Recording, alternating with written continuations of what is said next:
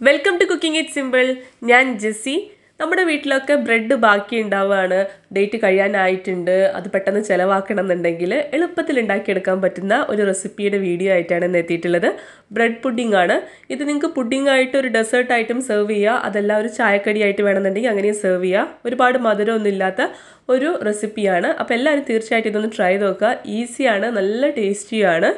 അപ്പോൾ ഈ റെസിപ്പി എങ്ങനെയാണ് ചെയ്യുന്നത് നോക്കാം. അതോടൊപ്പം തന്നെ നിങ്ങൾ ചാനൽ സബ്സ്ക്രൈബ് ചെയ്യാത്ത ഒരാളാണെന്നുണ്ടെങ്കിൽ തീർച്ചയായിട്ടും ചാനലൊന്ന് സബ്സ്ക്രൈബ് ചെയ്യുക. താഴെ കാണുന്ന സബ്സ്ക്രൈബ് ബട്ടൺ ക്ലിക്ക് ചെയ്തിട്ട് ബെല്ലൈക്കൺ ക്ലിക്ക് ചെയ്യുക. അതിൽ നിന്ന് ഓൾ എന്ന ഓപ്ഷൻ എടുക്കുക.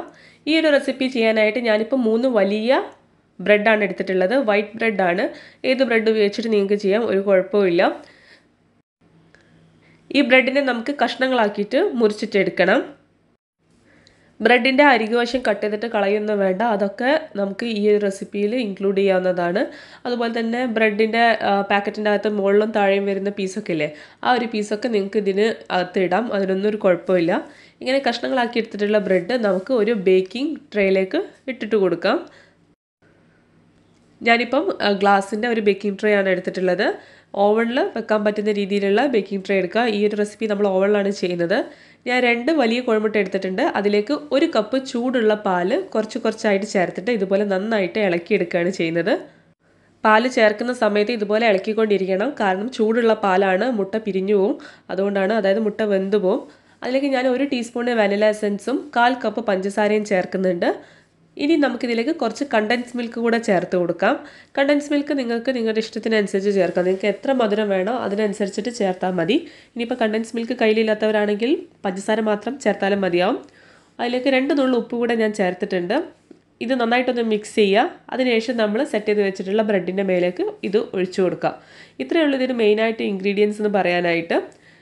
ഒഴിച്ചു കൊടുക്കുന്ന സമയത്ത് എല്ലാ ബ്രെഡിൻ്റെ പീസസും ഈ ഒരു മിക്സ്ചറിൽ സോക്ക് ചെയ്യാൻ വേണ്ടിയിട്ട് പ്രത്യേകം ശ്രദ്ധിക്കുക. എല്ലാ ഭാഗത്തും ഈവൺ ആവുന്ന രീതിയിൽ വേണം ഒഴിച്ചു കൊടുക്കാനായിട്ട്.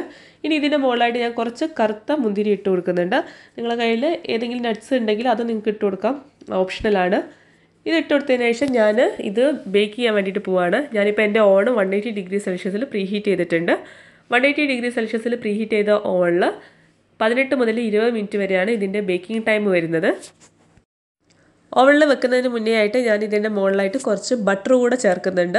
ഉപ്പില്ലാത്ത ബട്ടറാണ്. ഞാനിപ്പോൾ 2 ടേബിൾ സ്പൂൺ ബട്ടറാണ് കഷ്ണങ്ങളായിട്ട് ഈ ഒരു പുഡിങ്ങിൻ്റെ മേലെ വെച്ച് കൊടുക്കുന്നത്. അവിടെ ഇവിടെയായിട്ട് അങ്ങനെ വെറുതെ വെച്ച് കൊടുത്താൽ മതി. അതിനുശേഷം നമുക്കിത് ബേക്ക് ചെയ്തിട്ടെടുക്കാം.